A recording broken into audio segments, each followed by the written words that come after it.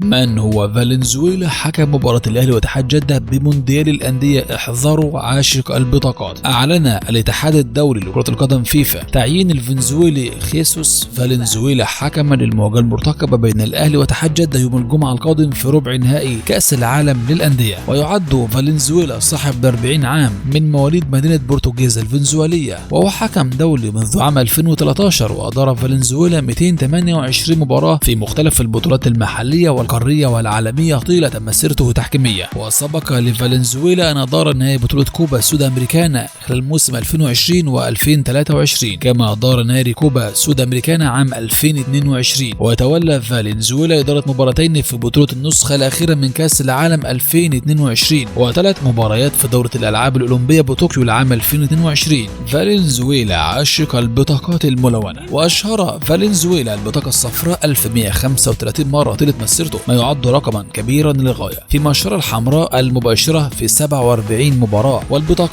والبطاقتين الصفراويين المطبوعتين بالحمراء 36 مرة. وسبق للحكم الفنزويلي أن أدار مباراة أهلي جدة والوحدة في الدوري السعودي، وانتهت بالفوز الأول ب3 أهداف مقابل هدف. وتعد مباراة الأهلي واتحاد جدة في أول مواجهة يديرها الحكم الفنزويلي على الإطلاق خلال بطولة كأس العالم للأندية. حماس وتفاؤل، الأهلي ينهي مرانه الثاني بالسعودية استعدادا لاتحاد جدة بالمونديال. أنا الفريق الأول بالنادي الأهلي مرانه الجماعي الثاني في جدة مساء اليوم بمدينة الملك عبدالله الرياضية استعدادا لمباراة اتحاد جدة السعودي يوم الجمعة القادم. وحرص مارسيل كولر المدير الفني للأهلي على الاجتماع باللاعبين قبل انطلاق المران الجماعي، وشرح لهم بعض الأمور الخططية والفنية والتي ينوى تطبيقها خلال التدريبات وسط حالة من الحماس وتفاؤل بين نجوم الفريق. وقام اللاعبون بإجراء بعض التدريبات البدنية مع انطلاق المران تحت قيادة أندريس أندويا مخطط أحمال الفريق. وركز كولر في المران على بعض الجمل الفنية وتكتيكية بالإضافة لإعطاء بعض تعليمات اللاعبين، كما ركز على إنهاء الهجمات بشكل جيد من أجل استغلال الفرص التي تتاح للفريق في تسجيل أهداف. ويلتقي الأهلي مع اتحاد جدة السعودي مساء الجمعة القادم في الدور الثاني من بطولة كأس العالم للأندية التي ستقام على ملعب الجوهرة بمدينة جدة. صراع إنجليزي إيطالي على ضم نجم الأهلي، هل اقترب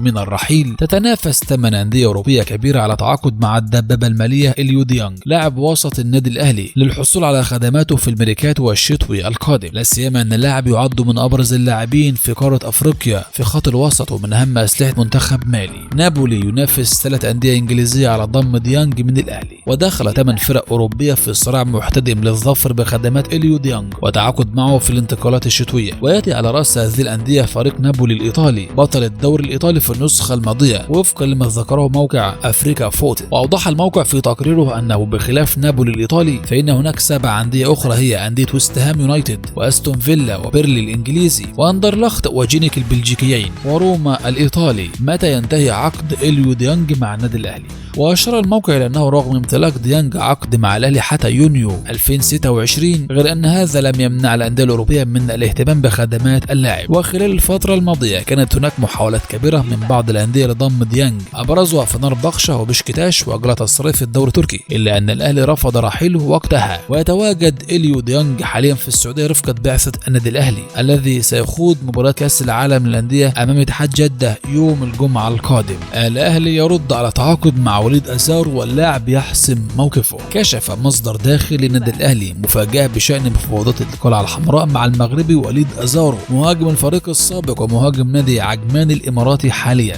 قال مصدر من داخل الأهلي في تصريحات خاصة إنه لا يوجد أي مفاوضات رسمية من قبل النادي مع المهاجم المغربي. وأوضح أن بعض وكلاء اللاعبين عرضوا الأمر على اللاعب والنادي إذ وافق اللاعب على العودة من جديد للنادي الأهلي، بينما عرض مسؤول النادي الأهلي الأمر على الجهاز الفني للفريق لحسمه. وشدد المصدر أن السويسري مارسيل كولر المدير الفني للأهلي لم يرفض عودة وليد أزارو لأنه طلب تأجيل ملف البحث عن مهاجم أجنبي جديد في الوقت الراهن بسبب اكتمال قائمة أجانب الفريق. وأشار إلى أن كولر سيحسم مصير الفرنسي أنتوني موديست مهاجم الفريق بعد بطولة كأس العالم للأندية، ومن ثم سيحسم مصير تعاقد الأهلي مع أزارو من عدمه. جديرا بالذكر أن الأهلي يضم في قائمته 5 أجانب ومع علي معلول وإليو ديانج ورضا سليم وبيرسيتاو وأنتوني موديست بجانب تونسي محمد الضوي كريستو المقيد في قائمة الفريق تحت السن.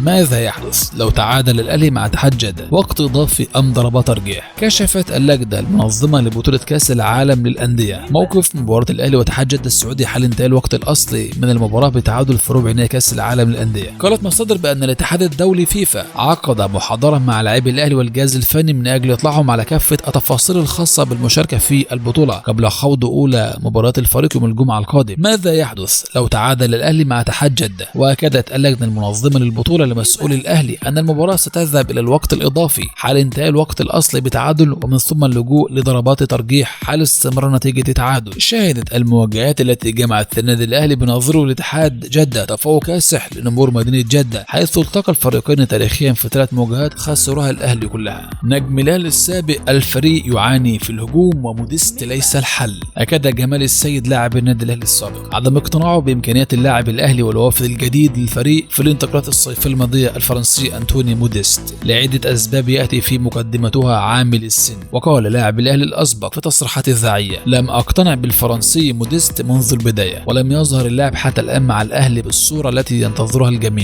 مشكلة الأهلي تتمثل في الوصول لمنطقة الجزاء. وأضاف جمال السيد: مشكلة الأهلي تكمن في الوصول إلى منطقة جزاء الخصم وعدم تسجيل أهداف، وهذا يدل على عدم وجود مهاجم قوي قادر على إحراز الأهداف من أنصاف الفرص. صحيفة السعودية تكشف أسلحة الأهلي أمام اتحاد جدة ومفاجأة كولر الأخيرة. كشفت الصحف السعودية أسلحة الأهلي أمام اتحاد جدة ومفاجأة كولر الأخيرة، مبينة أن المدرب السويسري فرض بعض الجمل التكتيكية مع تركيز على السلاحين: الأول تسديد من قارب منطقة الجزاء، والثاني هو الاستفادة من العرضيات بشكل كبير. وبينت الصحيفة أن المفاجأة السعيدة لكولر ومشاركة المدافع محمد عبد المنعم في التدريبات بعد أن تحسنت حالته بشكل كبير من إصابته في الكاحل، وأصبحت فرصة مشاركته في مباراة الاتحاد كبيرة جدا. رئيس بعثة الأهلي يؤكد على تقديم أداء قوي في مونديال الأندية. أوضح المهندس خالد مرتجي أمين أو رئيس بعثة الأهلي وأمين الصندوق أن اللاعبين والجهاز الفني جاهزون تماما لتقديم مستوى يليق ببطل أفريقيا في مونديال الأندية، موضحا أن الفريق يمتلك خبرات كبيرة في المونديال ب8 مرات ظهور بصفته الثاني أكثر الأندية مشاركة في البطولة بعد أوكلاند سيتي النيوزيلندي برصيد 11 مرة. وأخيرا الأهلي يحسم مصير أكرم توفيق بعد خروجه من حسابات مارسيل كولر. قالت مصادر صحفية بأن أكرم توفيق طلب حسم مصيره من جانب مسؤول النادي الأهلي بعدما خرج اللاعب من حسابات كولر خلال الفترة الماضية رغم تعافيه من الإصابة التي لحقت به في الركبة منذ الموسم الماضي. ورفضت إدارة الأهلي فكرة رحيل أكرم توفيق وسدت كل طرق أمام العروض المقدمة للاعب للرحيل في الانتقالات الشتوية يناير 2024. كولر يحتوي غضب أكرم توفيق. من جانبه حرص مارسيل كولر على عقد جلسة مع أكرم توفيق في الفترة الماضية وقبل سفر الفريق لخوض بطولة كأس العالم، إذا كان المدرب السويسري للاعب ضرورة استمراره في الاجتهاد بتدريبات من أجل الحصول على فرصة. وشدد كولر لأكرم توفيق خلال الجلسة أنه لن يسمح برحيله في ظل الحاجة إلى خدماته بالموسم الجاري، مشيرا إلى أنه سيمنحه الفرصة وأن الموسم ما زال طويلا. في الختام ما تنساش عمل لايك لهذا الفيديو، اشترك في القناة وفعل جرس التنبيهات. السلام عليكم ورحمة الله وبركاته.